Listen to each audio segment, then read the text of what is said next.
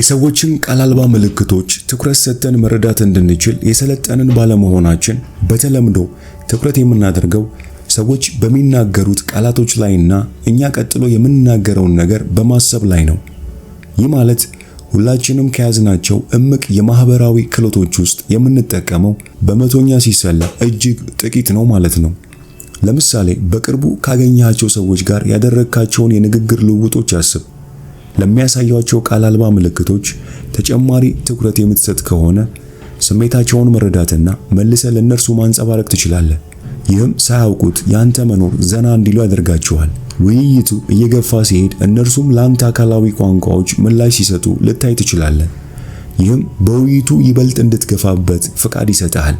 በዚህ መንገድ መግባባትን መፍጠርና ጠቃሚ አጋርነትን ማግኘት ትችላለህ። በተቃራኒ ደግሞ እንዳዩህ በአንተ ላይ የጥላቻ ምልክቶችን ስለሚያሳዩ ሰዎች አስብ።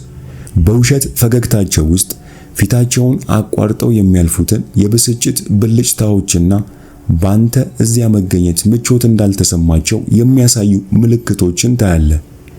ይህ መሆኑን ስታይ በትህትና ከዚያ ግንኙነት መራቅና ከነርሱ መጠንቀቅ ትችላለህ።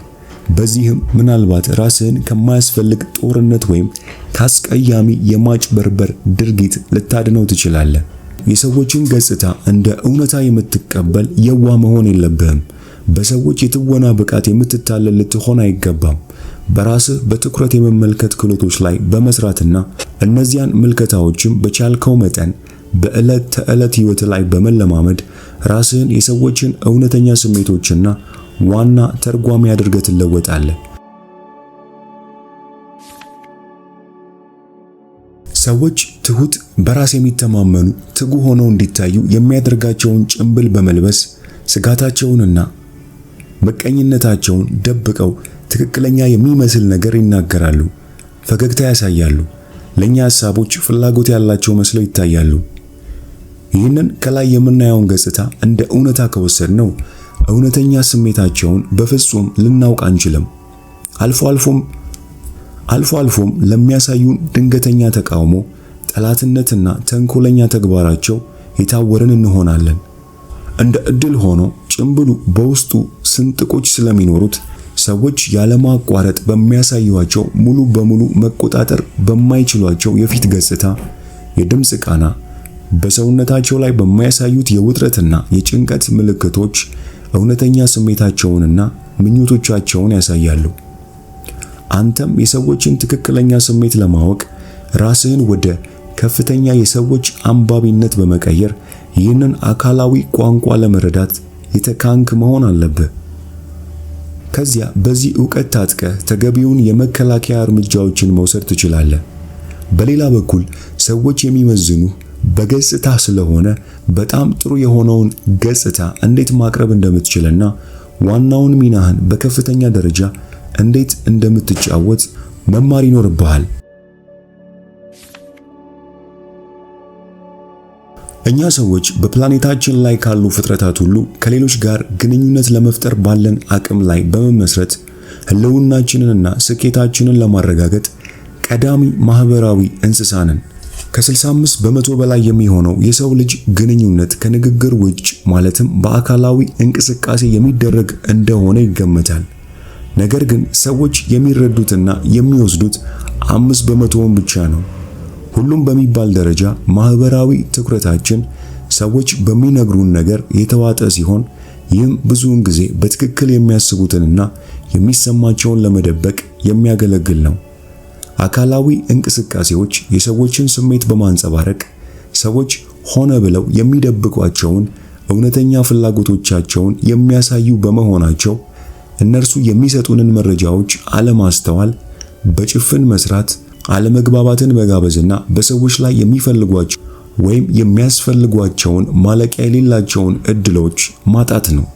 ስለሆነም እዚህ ላይ ያንተ ሥራ በመጀመሪያ በራስህ የተዋጥክ የመሆን ሁኔታን መረዳትና ምን ያህል በትንሹ የምታስተውል መሆንህን የማስተዋል ክህሎቶችን ለማዳበር መነሳሳት ነው።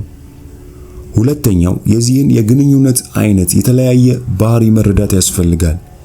ይህ ማለት የሰዎችን ቃላት ብቻ ሳይሆን አካላዊ ኃይላቸውን ለማስተዋል የስሜት ሕዋሳትህን መክፈትና ከነርሱም ጋር በአካል ደረጃ መገናኘት ይጠይቃል። ይህ ማለት ዝም ብለ ፊታቸው ላይ የሚታየውን አገላለጽ መታዘብ ብቻ ሳይሆን ስሜቱ ባንተ ዘንድ እንዲቆይና ካንተ ጋር ግንኙነት እንዲፈጥር ማድረግ ነው። በዚህ ቃል አልባ ንግግር ብዙ ስሜቶችን ስታገኝ ያየሃቸውን አካላዊ ምልክቶች ከሚገባው ስሜት ጋር ማዛመር ትችላለህ። የስሜታዊነት መጠን እየጨመረ ሲመጣ ደግሞ የጎደሉትን ነገሮች በበለጠ ሁኔታ ማስተዋል ትጀምራለህ። ይህ ሁኔታ በሚያመጣልህ እየጨመረ የሚሄድ ማህበራዊ ኃይልም ከሰዎች ጋር አዲስና ጥልቅ የሆነ የግንኙነት መንገድ ታገኛለህ። እኛ ሰዎች ፍጹም ተዋናዮች ነን።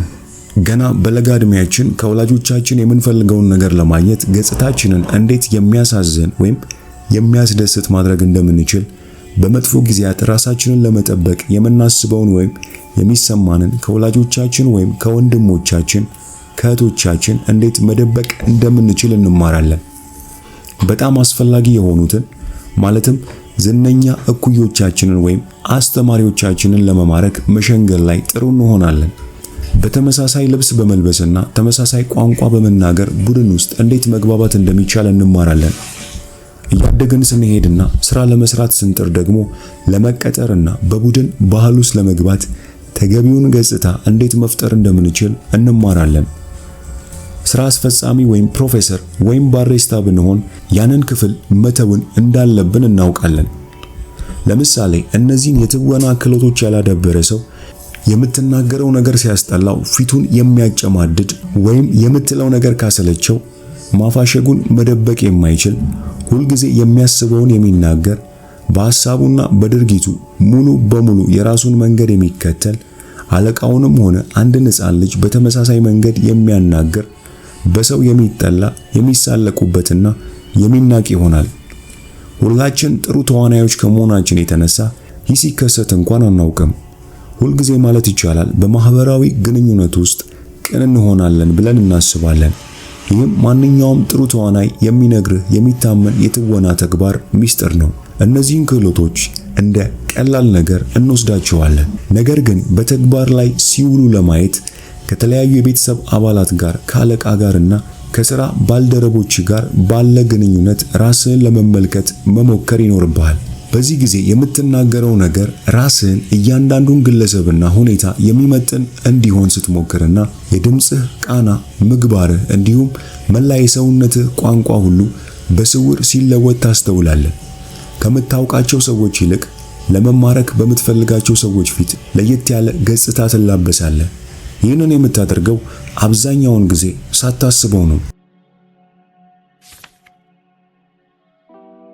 የሰዎችን ቃል አልባ ምልክቶች ትኩረት ሰጥተን መረዳት እንድንችል የሰለጠንን ባለመሆናችን በተለምዶ ትኩረት የምናደርገው ሰዎች በሚናገሩት ቃላቶች ላይና እኛ ቀጥሎ የምንናገረውን ነገር በማሰብ ላይ ነው።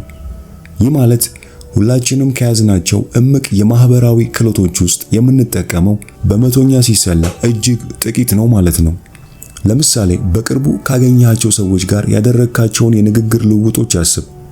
ለሚያሳያቸው ቃል አልባ ምልክቶች ተጨማሪ ትኩረት የምትሰጥ ከሆነ ስሜታቸውን መረዳትና መልሰ ለነርሱ ማንጸባረቅ ትችላለህ።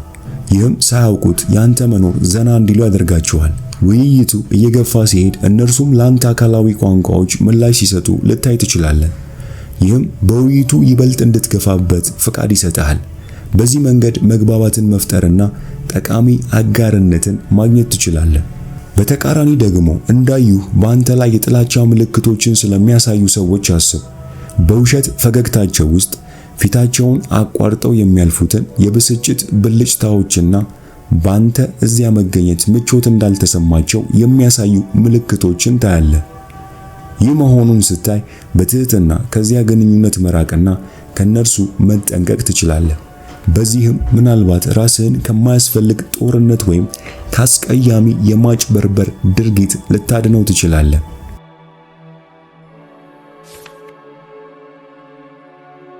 በዚህ ውስጥ የሰውን ተፈጥሮ እንደሚያጠና ተማሪ ያንተ ተግባር ሁለት ነው። በመጀመሪያ የህይወትን ቲያትራዊ ባህሪ መረዳትና መቀበል ሲሆን ማህበራዊ ተግባርን ለማቀላጠፍ አስፈላጊ የሆኑትን ድርጊቶች ማለትም ሚና የመጫወትና ጭምብል የመልበስ ጉዳይ ላይ ጥያቄ አታነሳም። ያንተ ዓላማ በህይወት መድረክ ላይ በፍጹም ችሎታ ትኩረትን በመሳብ የትኩረት ማዕከል የሆነውን በበላይነት በመቆጣጠርና ራስህን የሰዎችን ስሜት የሚረዳ ጀግና በማድረግ የራስህን ትዕይንት መጫወት መቻል ነው።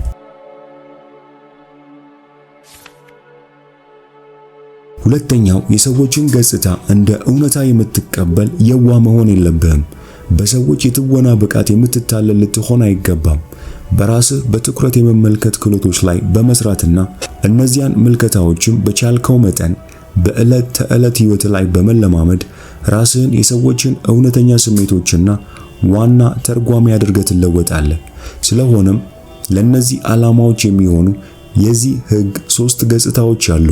እነዚህም ሰዎችን እንዴት በትኩረት መመልከት እንዳለብህ መረዳት፣ ቃል አልባ ንግግሮችን ለመተርጎም አንዳንድ መሰረታዊ ቁልፎችን መማርና የግንዛቤ አስተዳደር በመባል የሚታወቀውን ማለትም ሌሎች አንተን የሚገነዘቡበት መንገድ ላይ ተጽዕኖ ለማድረግ በማወቅም ሆነ ባለማወቅ እርምጃን የመውሰድ ጥበብ በመካን ያንተን ሚና እስከ ከፍተኛ ውጤት መጫወት ናቸው። ይህንን መጽሐፍ ሙሉውን በአማርኛ የምትፈልጉ ብቻ በታች ባለው የቴሌግራም ሊንክ አድራሻ ልትጽፉልን ትችላላችሁ።